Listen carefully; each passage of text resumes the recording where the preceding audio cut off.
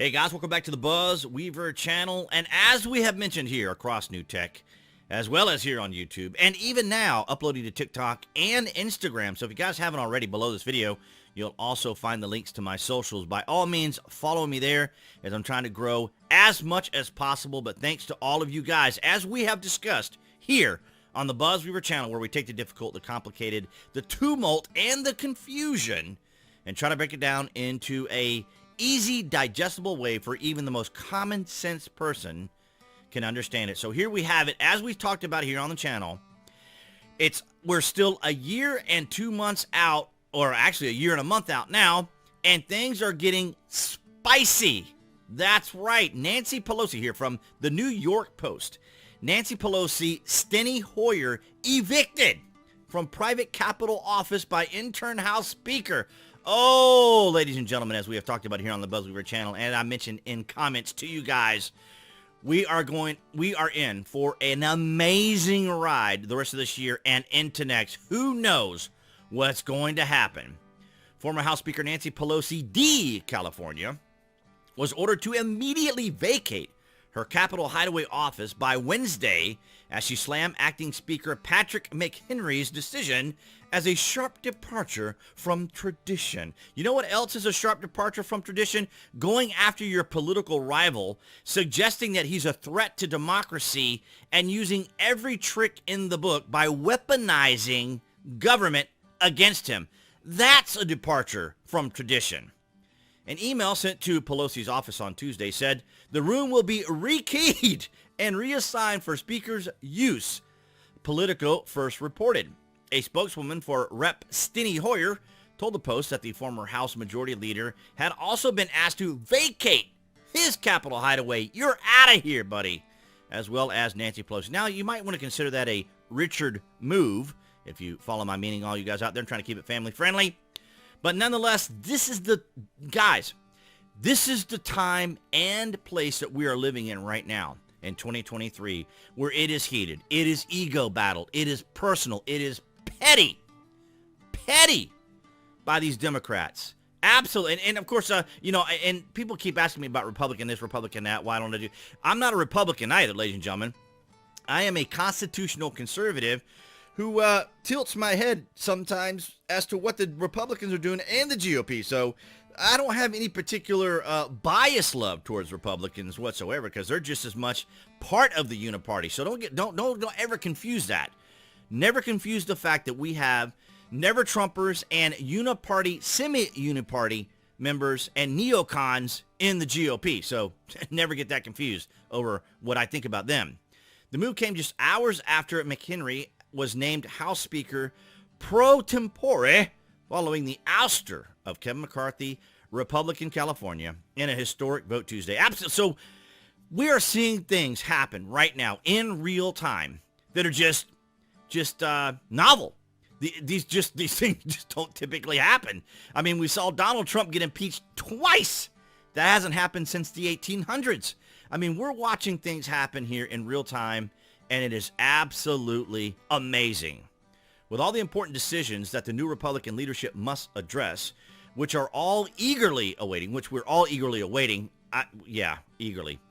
One of the first actions taken by the new Speaker Pro Tempore was to order me to immediately vacate my office in the Capitol, Pelosi said in a statement referring to McHenry. Well, off you go, Nancy Pelosi.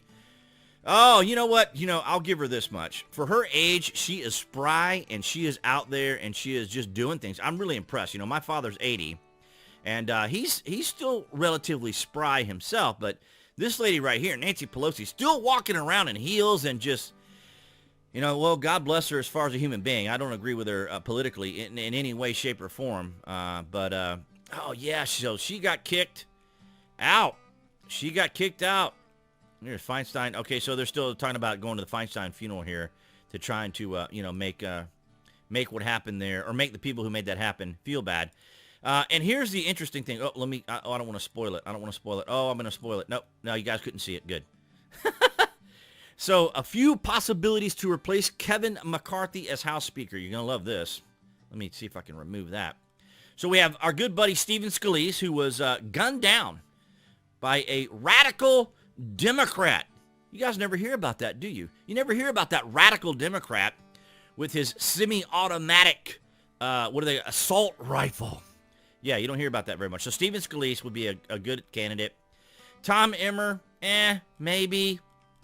Jim Jordan, like Jim Jordan, I don't really see it happening for Jim, although it wouldn't bother me if he did. Now, when it comes to the speaker, I'm not really overly concerned about it. We got Kevin Hearn from Oklahoma and then Chip Roy from Texas. Chip would be interesting. And then here's McHenry, who's the interim speaker right now, already getting stuff done. Dude's been in office, several hours. And he's already kicking Nancy Pelosi out and other members of the Democrat Party. Here we go, ladies and gentlemen, right here. Former President Donald Trump, a possibility, a long shot would be more accurate.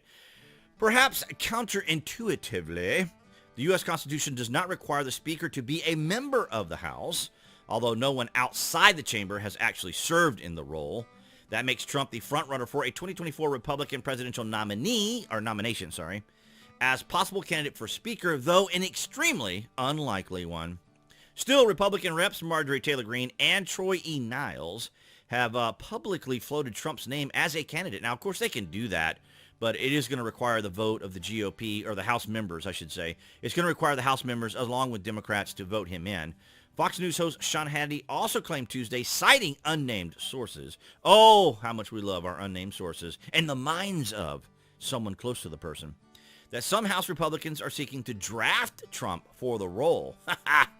If even a few House Republicans insist on supporting only Trump, it could become even harder for another Republican to gather the majority of votes needed to win the speakership. So here we are, 1 year, 1 month away.